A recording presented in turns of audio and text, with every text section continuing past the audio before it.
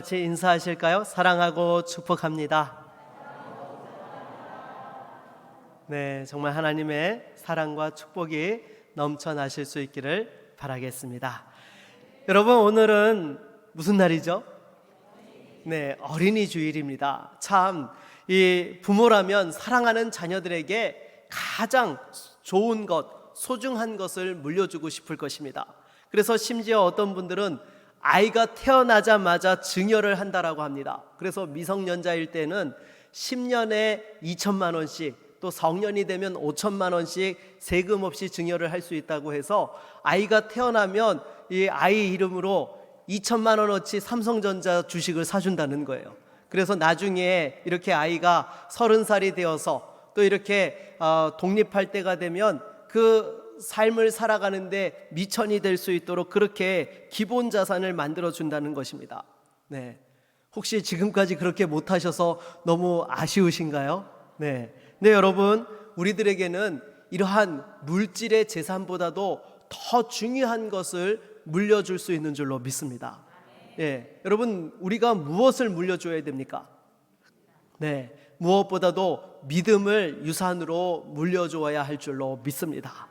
그래서 이 믿음을 물려주면 일평생 하나님께서 사랑하는 자녀들의 그 삶을 책임져 주시고 돌보아 주시며 우리가 천국 간 이후까지도 책임지시고 인도해 주시는 줄로 믿습니다.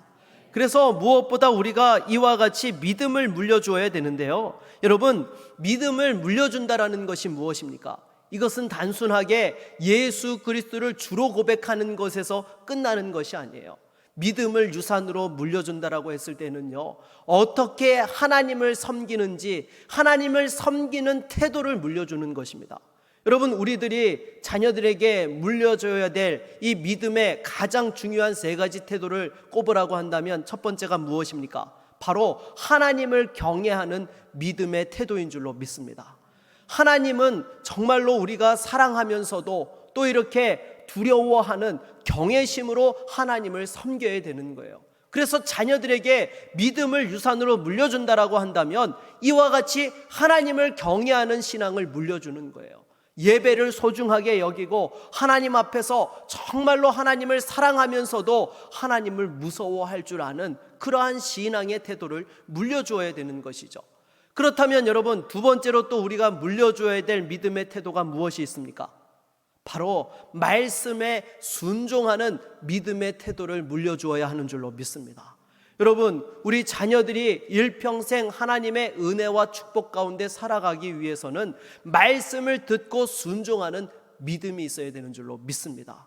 만약에 여러분 말씀을 들어도 순종하지 않으면 여러분 그 말씀이 그 삶의 양식이 되어지고 능력이 될 수 있겠습니까?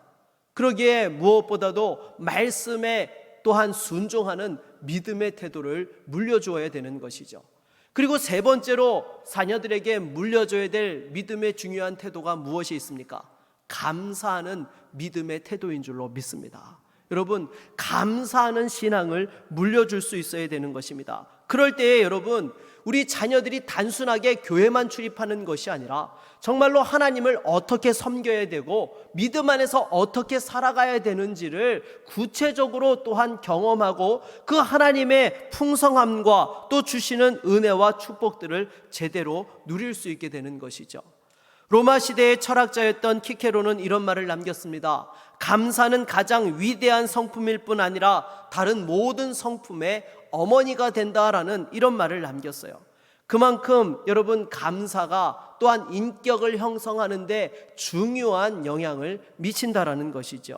그러기에 하나님께서 이스라엘 백성들을 택하시고 그 가나안 땅의 축복을 허락하시면서 명하셨던 것 중에 하나가 무엇입니까?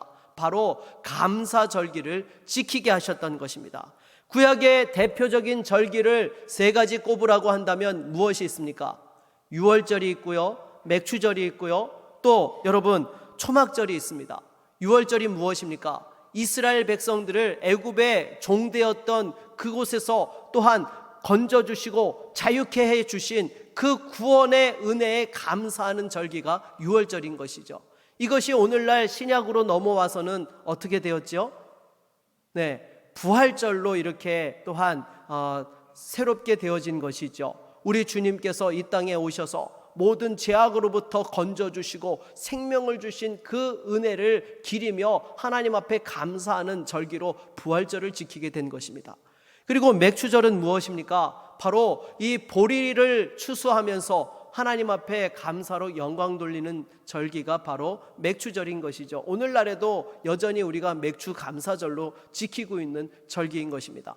그리고 또한 초막절은 무엇입니까? 한 해 동안의 그 농사에 감사하면서 주신 은혜에 또한 감사와 영광을 돌리는 절기가 초막절인 것이죠. 오늘날에는 우리가 또한 추수감사절로 이렇게 지키고 있는 것입니다. 그래서 이와 같이 구약의 대표적인 세 가지 절기, 또 오늘날까지 계속 이어지고 있는 이 절기를 통해서 여러분, 하나님께서는 감사할 줄 아는 백성, 감사할 줄 아는 성도가 되기를 원하셨던 것이죠. 그래서 여러분, 오늘 본문에도 보게 되면 사도 바울이 무엇이라 말씀합니까? 항상 기뻐하라, 쉬지 말고 기도하라, 범사에 감사하라. 이것이 바로 그리스도 예수 안에서 너희를 향하신 하나님의 뜻이니라 라고 이렇게 말씀하신 것입니다. 여러분, 우리가 어떻게 항상 기뻐하고 어떻게 항상 기도할 수 있겠습니까? 여러분, 감사할 때에 우리가 또한 항상 기뻐하게 되는 줄로 믿습니다.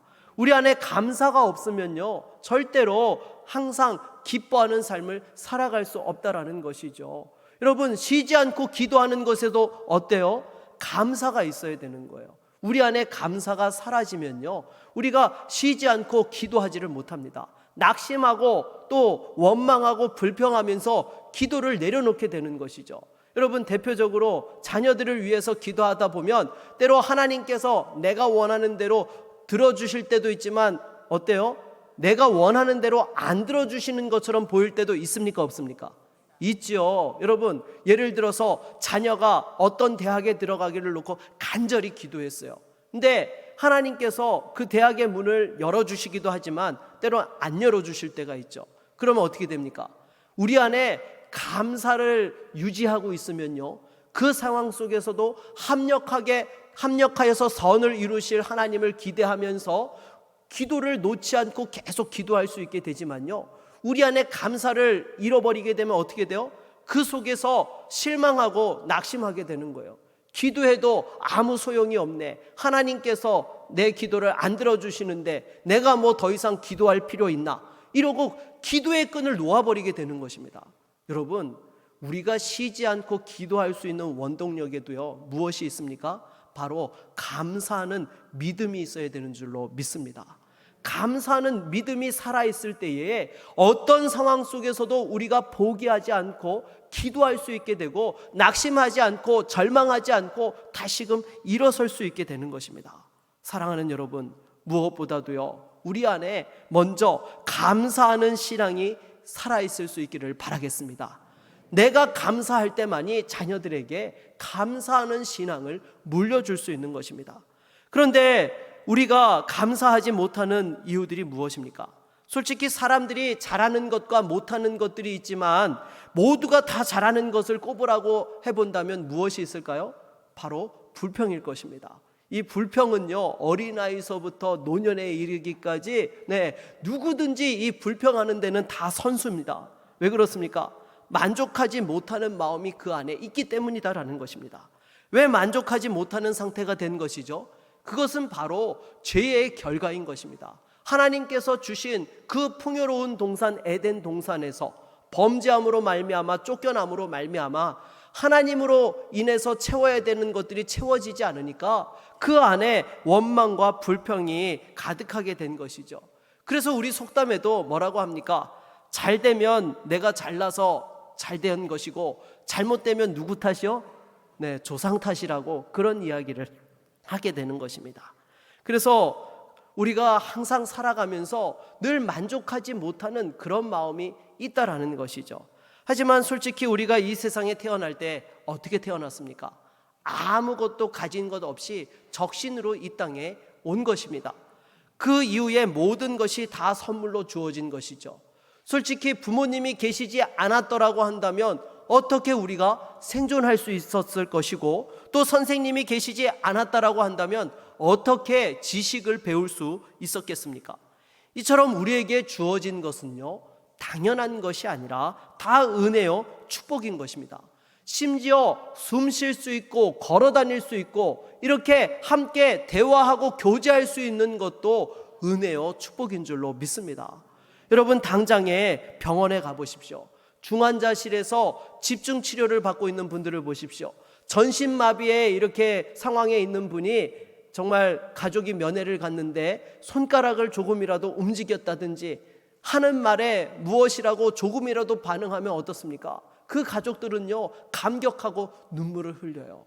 여러분, 우리가 사실 이렇게 자유롭게 이야기할 수 있고 움직일 수 있고 다닐 수 있다라는 것이요, 여러분, 당연한 것이 아닙니다.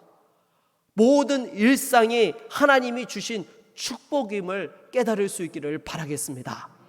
특히 자녀들을 위해서 교육할 때요, 여러분, 부모가 무조건 잘해주는 것만이 능사가 아닙니다. 부모가 힘에 지나도록 잘해주는데 그 자녀가 그것에 대해서 감사할 줄 모르고 당연하게 여기고 권리처럼 이렇게 받아들이게 되면 나중에 어떤 일이 일어납니까? 아무리 잘해줘도요, 다른 부모랑 비교하면서 왜 자기한테는 이렇게 해주지 않느냐라고 원망불평을 하게 된다라는 것이죠. 집안 형편이 넉넉지 못한 가정에 장남이 있었습니다. 부모는 늘 장남이 잘 되어야지만 집안이 잘 된다고 생각을 해가지고요, 이 장남한테 모든 것을 다 몰아주었습니다. 동생들에게는 이 동생들이 공부를 잘했음에도 불구하고 고등학교를 졸업하자마자 다 취업을 하게 했고, 이 장남에게 공부할 수 있도록 모든 것을 다 밀어주었던 것이죠. 그래서 이 장남이 나중에 괜찮은 대학에 또 이렇게 들어가게 되었고 졸업하고 직장 생활을 하다가 사업을 하게 되었습니다. 그런데 이 사업이 잘 되었으면 좋았겠건만 사업이 이렇게 잘못되는 바람에 심지어 부모님이 가지고 있던 재산마저 다 이렇게 날아가 버리게 되었던 것이죠. 그리고 나서 이 장남이 하는 말이 있었는데 무엇인가 하면요, 부모가 사업 미천을 넉넉하게 대주지 않아서 자기가 사업에서 실패하게 되었다라고 이렇게 이야기를 했던 것입니다. 여러분, 가족들의 희생 덕분에 그 자리까지 갔고 거기에서 정말로 원하는 결과를 얻지 못하면 오히려 가족들에게 미안해하고 다시금 일어서고자 몸부림쳐야지만 다시 일어설 수 있는 거예요. 근데 그 상황 속에서 오히려 부모가 사업 미천을 더 풍족하게 대주지 못해서 망했다라고 이야기하면 여러분 어떻게 되겠습니까? 감사할 줄 모르는데 어떻게 성공할 수 있겠습니까?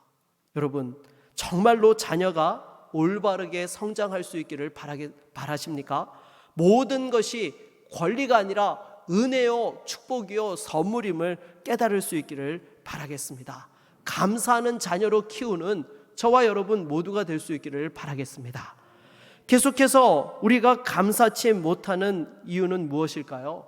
인간의 죄성으로 말미암아서 은혜를 너무 쉽게 잊어버리는 것입니다. 그래서 우리 속담에도 무슨 이야기가 있습니까? 은혜는 물에 새기고 원한은 돌에 새긴다는 말이 있지 않습니까? 근데 실상은 여러분 어떻게 해야 되죠? 반대로 해야 되는 거죠. 원한은 물에 새겨서 그냥 시간이 지나면 잊혀져 버려야 되는 거예요. 그리고 감사는 돌에 새겨서 잊지 않고 감사할 줄 알아야 되는 것이죠. 그런데 실상은 반대로 하면서 조그만한 그 원한을 돌에 새겨놓고 일평생 복수할 기회가 있으면 보복하려고 하는 것이 우리들의 모습이다라는 것입니다. 그러기에 여러분, 하나님께서는 특별히 성도들에게 감사를 잊지 않게 하려고 아예 절기로 제정하셔서 이렇게 3차례씩 하나님 앞에 절기로 지키게 하셨던 것입니다. 그래서 여러분, 실제로 우리가 언제 행복해지는 것입니까? 무엇인 것을 더 많이 얻어야지만, 소유해야지만 우리가 행복해지는 것입니까? 아니요. 하나님께서 베푸셨던 은혜를 기억하고 감사할 때에 우리가 진짜 행복한 삶을 살아가게 되는 것입니다. 무엇보다도 여러분, 하나님의 은혜와 그 놀라운 사랑을 잊지 않고 감사할 수 있는 우리 모두가 될 수 있기를 바라겠습니다. 그리고 계속해서 또한 우리가 감사하지 못하는 또 한 가지 이유가 있습니다. 무엇입니까? 현재의 어려움만 보기 때문이다라는 것입니다. 여러분 솔직히 현재 어려움만 보면 어떻습니까? 어렵고 힘든 것이 더 크게 보여지게 되는 것이죠.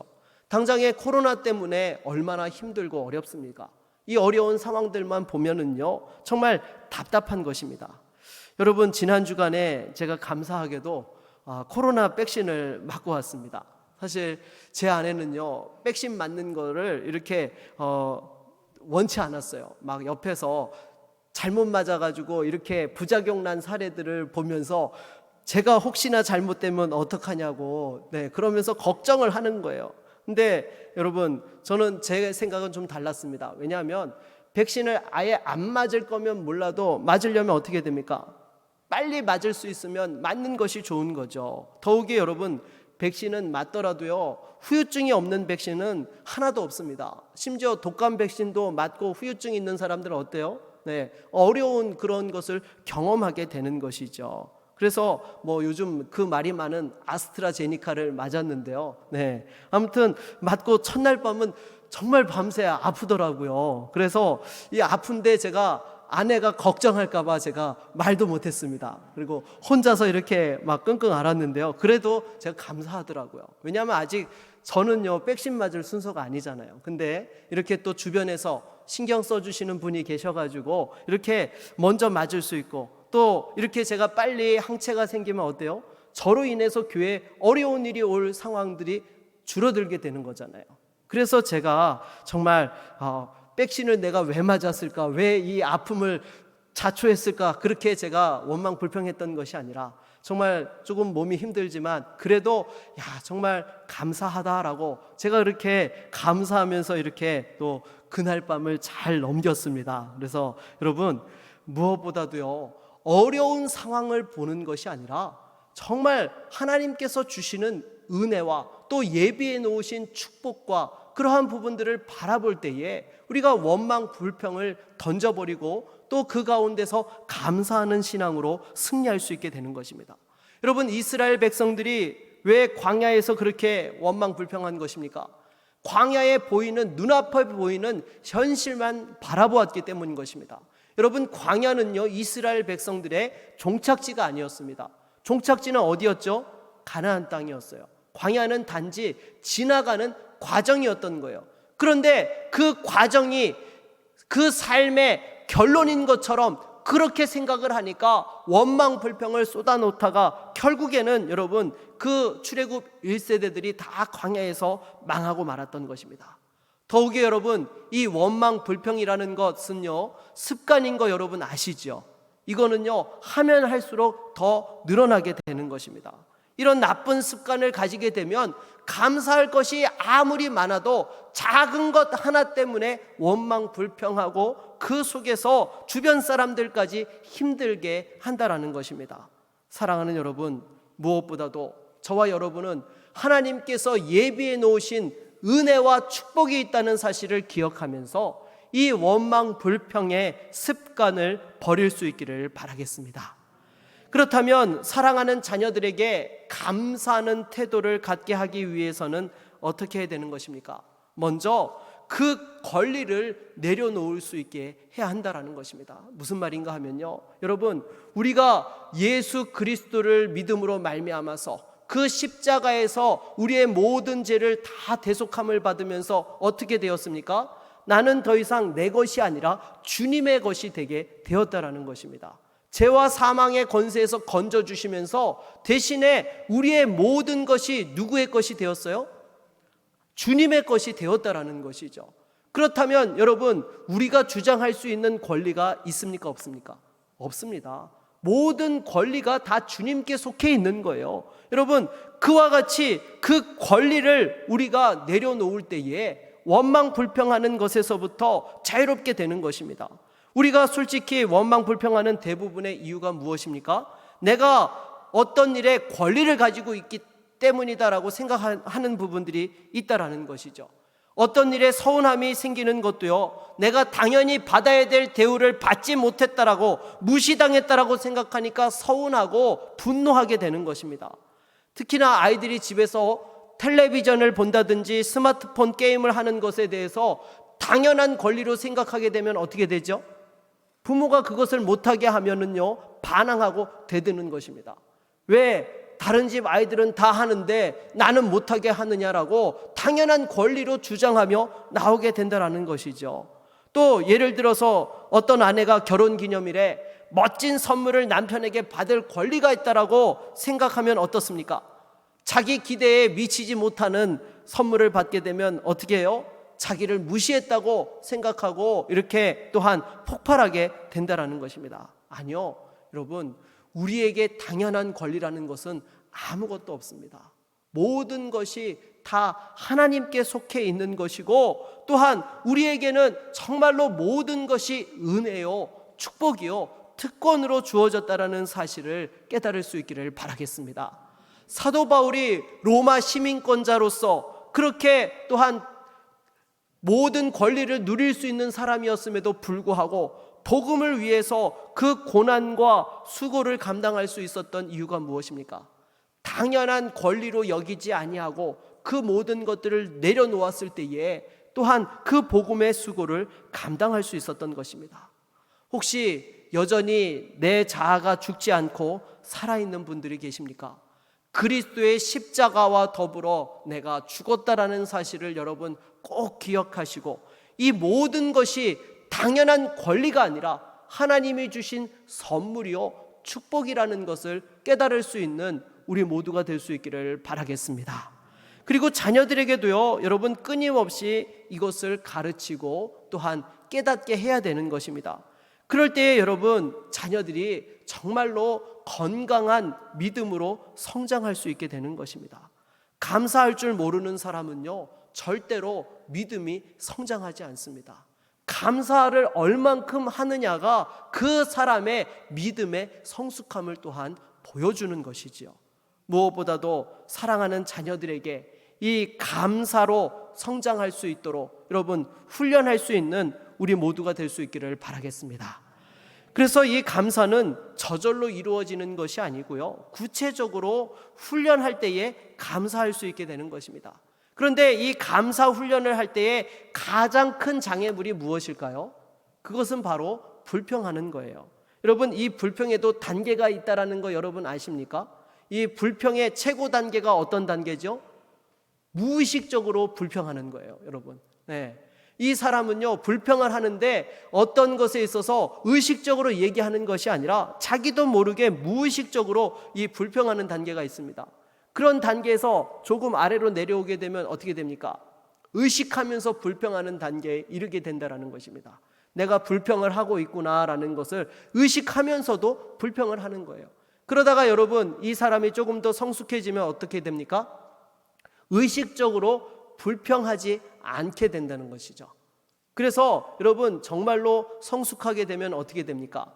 의식하지 않아도 불평하지 않는 단계에 이르게 된다는 거예요. 여러분, 이거는 훈련이 필요합니다. 왜냐하면 우리는요, 태어나면서 죄성을 가지고 태어났고 채워지지 않는 것에 대한 그러한 것에 불평하는 것이 그 인간의 본성으로 자리 잡고 있기 때문에 훈련을 통하여서 이런 부분들을 제거해야 된다는 것입니다. 그렇다면 감사는 어떨까요? 감사에도 단계가 있죠. 첫 번째는요, 의식하지 못하고 감사하지 않는 단계가 있습니다. 감사한데도 불구하고 전혀 의식을 못하는 거예요. 그리고 그 다음 단계는요, 의식은 하는데 감사하지 않는 그런 단계가 있다는 것이죠. 주변에 보십시오. 분명히 감사한데도 불구하고 어때요? 감사치 않는 그런 경우들을 우리가 볼 때가 있다는 것입니다. 그리고 나서 어떻습니까? 의식적으로 감사하는 단계에 또 이르게 된다는 것입니다. 그리고 정말 이 감사가 잘 훈련된 사람은 어때요? 무의식적으로 감사한다는 거예요. 제가 뭐 복잡하게 말씀을 드렸지만 결론적으로 뭐예요? 불평하지 말고 감사하라는 거예요, 여러분. 쉽게 말해서, 그래서 특별히 자녀들에게 믿음을 유산으로 물려주고 싶으시면요, 절대로 교회에 대한 불평, 목회자에 대한 불평을 하지 마십시오. 제가 아는 목사님 자녀들이 있었습니다. 목사님은 원로로 은퇴를 하셨고요, 그 자녀들은 아직까지도 그 교회에서 안수 집사님과 또한 권사님으로 이렇게 섬기고들 있어요. 근데 장로 투표를 한다라고 하면 그 원로 목사님의 큰아들이 늘 이 장로 후보의 1순위에 이렇게 물망에 올랐습니다. 왜냐하면요, 정말 겸손하게 잘 섬기셨거든요. 부부가 안수 집사님과 권사님으로서 주일학교와 구역에서 또 전도회에서 또 여러 가지 그 모든 봉사를 하는 자리에 있어서는요, 마다 않고 정말 신실하게 잘 섬기셨습니다. 근데 이 집사님께서 한사코 이렇게 공동회가 이렇게 또 있다라고 발표가 나면 목사님을 찾아가서 자기는 장로 후보에서 빼달라고, 그래서 그 후보에 오르지 않도록 그렇게 하셨던 것입니다. 왜냐하면요, 이 집사님이 장로님들에 대한 상처가 있었던 거예요. 그러니까 자기는 장로를 하지 않겠다는 것입니다. 더욱이 원로 목사 아들이 장로가 되면 담임 목사님께 얼마나 부담이 되겠느냐라고 하면서 한사코 거부를 한 거예요. 하지만 실상은 여러분 반대로 뒤집어 보면 어떤 거예요? 누구보다도 목사님의 그 애로사항에 대한 부분들을 잘 알고 있기 때문에 잘 섬길 수 있는 장로가 될 수 있는데 그것을 거부하고 그렇게 안수 집사님으로 그냥 늘 계셨던 모습을 제가 본 적이 있습니다. 그걸 보면서 제가 목회자 가정 자녀가 장로가 되고 장로 가정의 자녀가 목사와 사모가 되는 것이 정말 귀하다는 것을 깨달았어요. 그렇지 않습니까? 자녀들 앞에서 교회에 대해서 감사하고 목회자와 중직자들에 대해서 감사하면 그 자녀들이 나중에 부르심이 있을 때에 주저함 없이 그 길을 가게 되는 거예요.